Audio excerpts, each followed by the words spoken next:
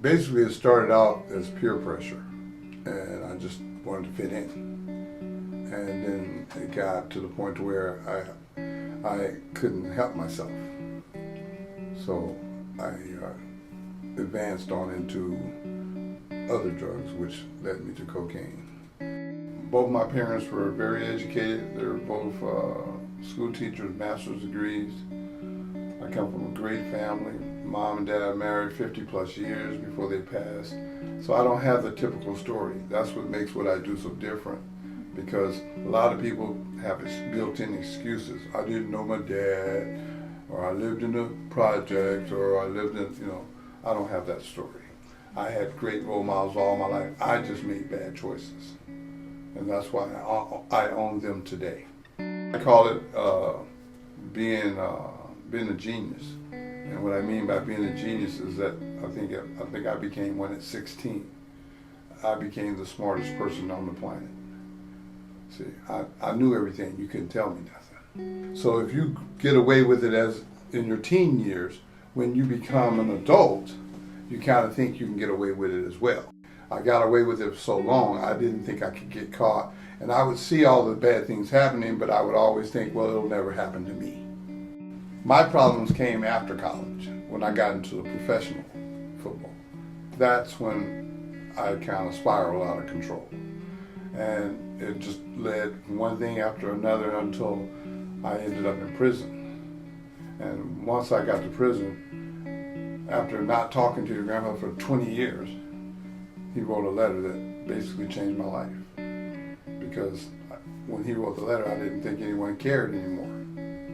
And when he wrote that letter, the timing of the letter gave me the initiative and the hope and strength to turn my life around. So if you're not ready between your ears, it doesn't matter how much treatment you get or how many times you go to jail, all that. If you're not ready, it doesn't matter. So it's a matter of you making a decision between your ears that you want a better life and you want to do something different.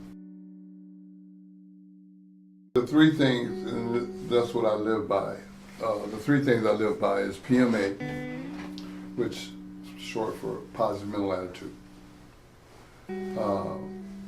It doesn't cost you anything. It's as simple as treating people the way you want to be treated. But the key to that is you can't expect it in return, because that's like setting yourself up for failure. If I say, hey, how you doing today? And you look at me like I didn't say anything to you, that's on you. I tried to be nice. I'm going to keep moving. That's called having a positive mental attitude. The second thing is you have to have a plan. I had it in writing what I wanted to do with my life when I decided to change. And I had every detail worked out. I chose to make the third thing haters. I feel like everybody has them. There's always somebody that's telling you you're less than, or you're not going to be able to do that. They don't have no plan, but they're going to shoot your plan down. So they are my motivation to do all the things that I do to this very day. It's just that when I got involved in drug use as an addiction, the happiness left my life because my whole existence was around getting high.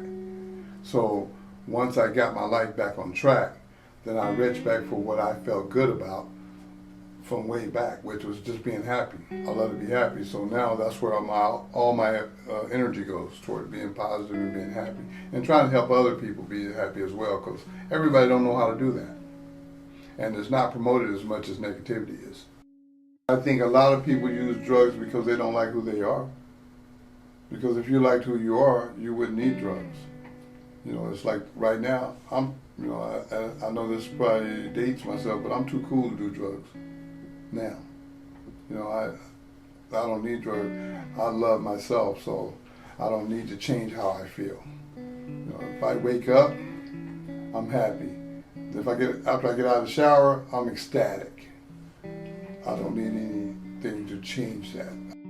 It's all about you. And if you take care of you, now I don't care if people don't like me. This is not a popularity contest. This is about enjoying life, because life isn't promised.